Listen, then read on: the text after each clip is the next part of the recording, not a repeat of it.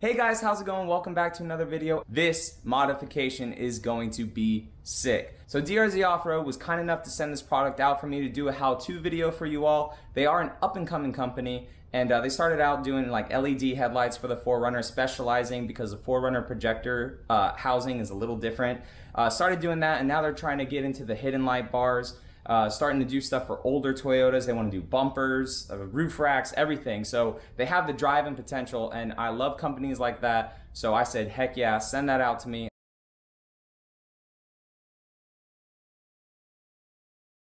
So here it is right here, guys. The harness, the brackets, these little spacers, and whatever this is gonna be. It looks like a remote or something like that. So that would be pretty cool. It's all blacked out on the inside. Seems very good. This is a little loose right there, but other than that, it seems very solid. It is IP68 water resistant. This is 27 inches, 120 watts for it, 6500K, and it's a flood beam pattern of 120 degrees. So I think it looks sick, nice and blacked out. So this is going to be very, very good for the 2020 owners. And why do I say that? Because of right here. The 2024 runners, this is a very popular hidden light bar configuration right now, but the 2024 runners are going to have a huge radar block right here, as you guys all saw in the photos. So half of your light bar is going to be basically blocked. Where DRZ Off Road is making it different is they're going up here, guys. So this is where it's going to go. It's going to look really, really good. And 2020 owners and everyone else, instead of having Raptor lights or something that's not functional up here, you could have a nice blacked out light bar. So if you guys know me, you know that whenever I do installs, it's step by step by step. I show you everything. I'm gonna do it different this time, and why? Because DRZ Off Road's website has it step by step by step with photos and everything. So if it's that easy, I will let you all know. If I run into any hiccups along the way, I will document it and let you know. But they said if I can see any way around it, but we may have to trim our hood release.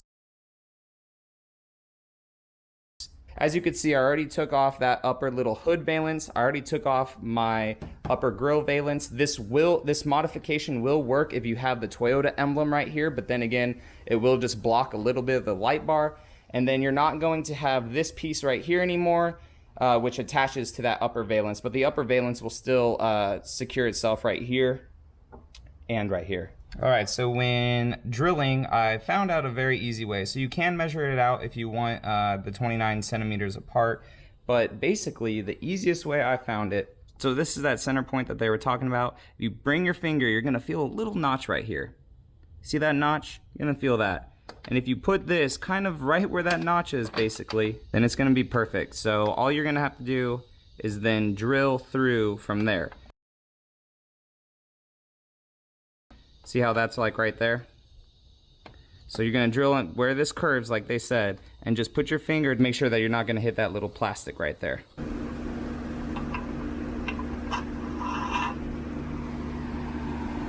And then the light bar portion of it with its tabs, I kind of just placed it on there, and then I took the light bar off holding its tabs, and then I used those hex screws that it comes with, tighten them up, put the light bar back on, and you do have to finagle around this a little bit, right? And then once you start tightening it, tighten a little bit on this side, tighten a little bit on this side, just keep going back and forth until it's nice and tight. And it's fully installed, so when it is fully installed, you're gonna have a little bit of a wiggle. Not too bad, right?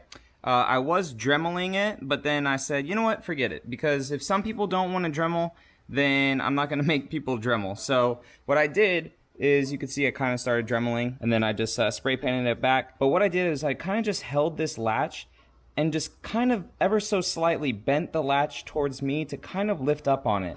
So when you do shut the hood, it shuts. So everything is still good, and the only little bit of rubbing that you're gonna get is just right there on the light bar, which to me is not that big of an issue, but it looks super, super stealth and good. Now again, you're not going to have the brackets here like it said in the instructions to mount this, but this is still nice and secure with that and that. And the only thing that I did cut off, if you can see, is right here. So I just took a pair of dikes and just that little spot right there in between those two OEM screw ports, I just cut it off because it was just pressing up against the light bar and I didn't want to have that. So it shuts and it looks really good, really stealth, and I definitely need to get a darker one down there because it looks so good. Go ahead and shut the hood. And there it is.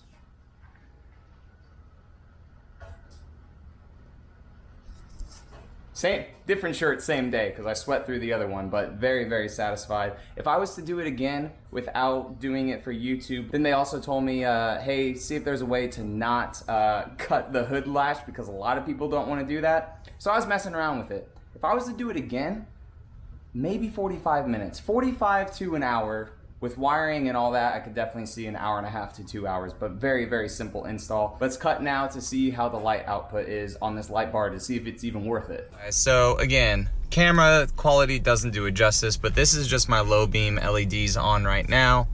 And we're gonna go ahead and turn on the light bar.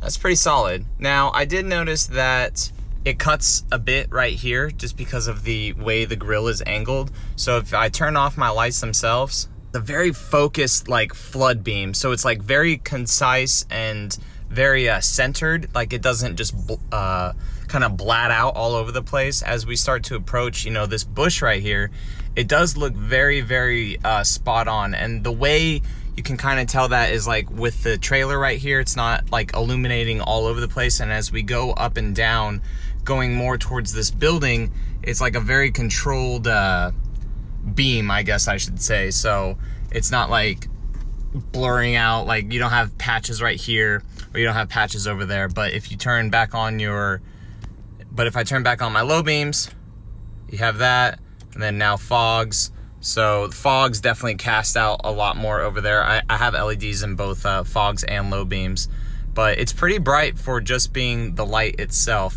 So my brights kind of put that nice spot there. So definitely, if you know you have everything on, it's gonna really start to get very, very bright. And then I'll even turn on my other light bar that I have down at the bottom, which is very, very bright, but it's not like a nice flat beam like this one is. So we're gonna go ahead and get out and look at it real quick. So this is just the light bar up top. Now, granted, again, it is only a 27-inch light bar. It's pretty bright. Oh my God, it's very bright looking at it straight on.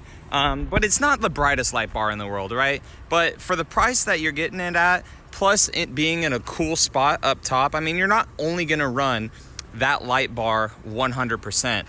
You know, you're gonna have your low beams, your highs on, maybe LED fogs at the same time, some ditch lights if you have more, like when you're on the trail. But for being a 27-inch light bar right there at the top, I mean, it's way better than Raptor lights, especially if you're spending 60, 70 bucks on Raptor lights. I'd rather just spend the extra money and get these ones. So DRZ Off Road, definitely recommend it. I mean, it was super easy and simple. You know, it does think that you have to drill just a little bit into your vehicle, but at the same time, for that confined space that, you know, we're given to try to stuff a 27-inch light bar up there, it definitely performs very, very well. But you could tell what I'm talking about, where the light bar right here is hitting this portion of the grill, which is kind of like blacking all that out. But if you have LEDs in your fogs, that'll definitely clear up that area. I have my low beams and my fogs on. I would say that is equivalent to both of my low beams, but this is definitely like a more focused area, the light bar. But once you throw the fogs on, since I have them LEDs, the fogs cast super high or super far out. So I would say a 27-inch light bar being up there is equivalent to very, very good LEDs in your low beams, but for a more like focused up high light.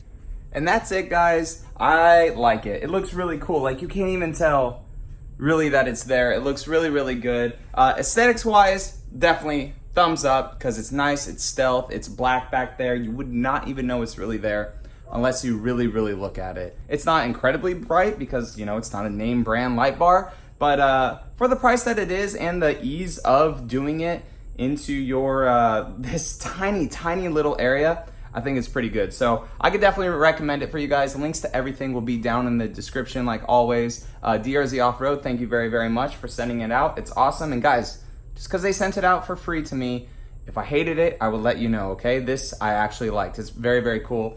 I was kind of getting over the whole Raptor lights thing, so this was a great solution to just have something else back there to fill that area. So looks very, very good. I definitely recommend it. So if you guys are new around here and this video was helpful, please subscribe and give this video a thumbs up. It really helps, and I will catch you all in the next one. All right, see you later.